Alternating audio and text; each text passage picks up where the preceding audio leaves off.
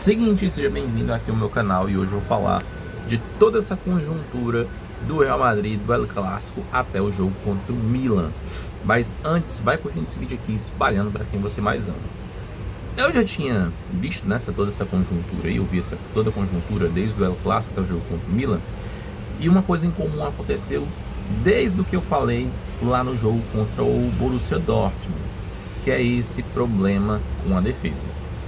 Eu já tinha dito antes do El Clássico que esse jogo poderia se tornar pau a pau, pareado, entre Barcelona e Real Madrid, justamente porque o rival da Catalunha poderia ganhar o jogo e colocar o El Clássico em um tom de paridade bem adequado, de uma ligeira paridade, digamos assim. E aí veio o Barcelona com um time ali mais no sentido de força de grupo, ao invés de força individual, como o Real Madrid, né? Que estava com o Bellingham, estava com o Mbappé, estava com o Vinícius, estava com o Modric, estava com o Courtois até então. Beleza. Nos gols no El Clássico, pelo que eu percebi, foram muitos vacilos da zaga. Teve um gol ali do Lamine, que foi pela lateral, no lado do Mendy, que ele não conseguiu acompanhar o menino. E ele entrou fácil na área. E teve um outro, de um cruzamento que veio, não me recordo agora se foi do Rafinha, que o Lewandowski subiu entre o Militão e o Rudiger e fez o gol de cabeça.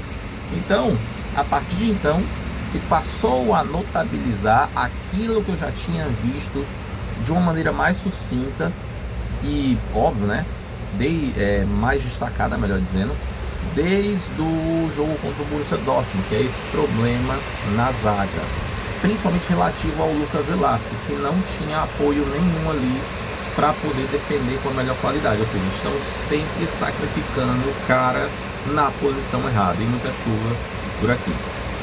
Aí o que acontece? Chegou esse jogo contra o Milan, porque ia ter um jogo posterior contra o Valência, né? Não foi por conta do negócio do Dana, mas que Deus abençoe as pessoas que perderam seus entes queridos e que se recuperem logo, para que fique tudo bem, tudo em paz. E teve também a questão da bola de ouro, que acabou indo para o Rodri e não para o Vinícius Júnior. Foi um negócio assim muito bizarro até então, que eu já comentei também num vídeo aqui à parte. Aí chegou esse jogo contra o Milan, né? Eles tiveram bastante tempo para poder modificar esse problema defensivo, para poder ter uma qualidade de serventia para os caras da frente, no caso Mbappé e Vinícius como destaque, e aí sim poder resolver essa parada. Na escalação, eu vi de cara mais uma vez o Ancelotti com aquela coisa de tirar o Rodrigo e dar prioridade ao Mbappé.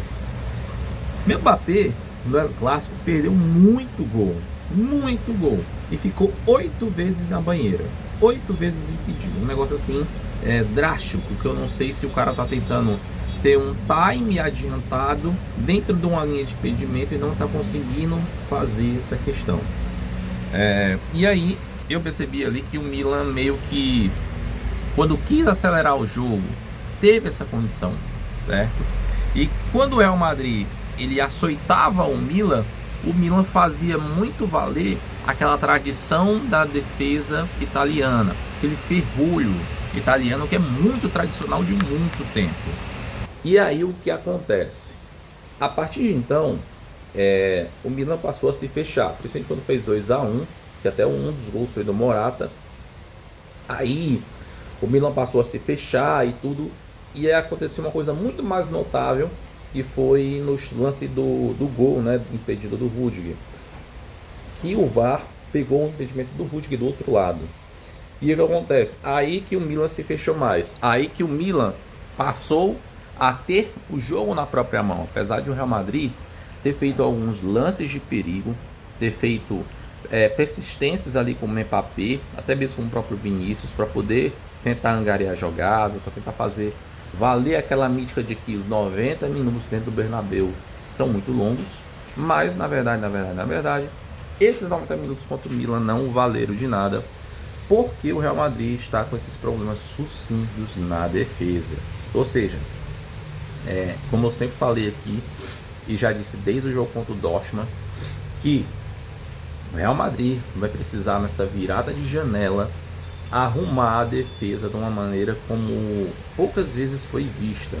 E assim, eu espero muito que o Real Madrid consiga de fato ter um zagueiro à altura para o time, para as necessidades do clube, porque até então a gente não tem basicamente zagueiros competentes, digamos assim. Não estou tirando o mérito de Militão e Rudiger, mas eu percebo que precisa se ter mais um zagueiro à altura dos dois, para que de fato eles se sintam seguros e aí de fato possam desempenhar um melhor papel dentro da defesa do Real Madrid. Então, o que acontece? Vamos ver como é que o Real Madrid vai pensar de maneira sucinta nesse negócio. Eu até também estava vendo uma matéria no Marca ontem, que fala dos 10 problemas comuns que vai notabilizando, no caso, corroborando a ideia de que o Real Madrid está muito mal. Uma delas é a defesa, que eu falei para vocês, né, já vim falando há muito tempo. E outra coisa é a mudança muito brusca de esquema tático do Real Madrid. Principalmente porque o Bellingham, percebo que está muito fechado, ou seja, ele está muito isolado no sentido de distribuição de jogo e também de participação dos lances de gol. E aí isso é algo muito crítico porque ele saiu no jogo contra o Milan muito puto, ele não está com desempenho bom, ou seja, muito abaixo do que foi na temporada passada, e justamente isso que a gente não quer. Então o Ancelotti vai ter que quebrar muita cabeça, principalmente para reinserir Bellingham e Rodrigo dentro do esquema com Mbappé e Vinícius, para de fato fazer um ataque muito mais efetivo e que tome menos gols lá atrás. Ou seja, o Real Madrid agora ganhou um novo desafio para que de fato consiga se resolver ao longo do tempo e no próximo jogo consiga aí tirar um bom resultado e cada vez mais tirar essa diferença dentro da La Liga e também dentro da Champions para com o rival, e da Champions mais ainda porque é o atual campeão mesmo aí nesse novo formato. E aí vamos ver como é que o Real Madrid vai se adaptar diante dessas circunstâncias e coisas, beleza? Então é isso. Se você gostou do vídeo, curte aí, compartilha com o máximo possível de pessoas. Não se esquece de deixar seu comentário aqui embaixo para eu saber quem é você, se você concorda aqui com minhas ideias, o que é que você quer falar mais sobre isso ou discorda. Deixa seu comentário aqui embaixo para a gente poder dialogar um pouco sobre isso, e clica no botão de inscrever e clica na cinta para a gente poder dialogar um pouco mais aí durante os meus vídeos, beleza? E perdão aqui o meu nariz, a gente está se recuperando ainda de uma gripe muito forte, mas vamos para frente e vamos para o melhor, beleza? Então é isso, até o próximo vídeo.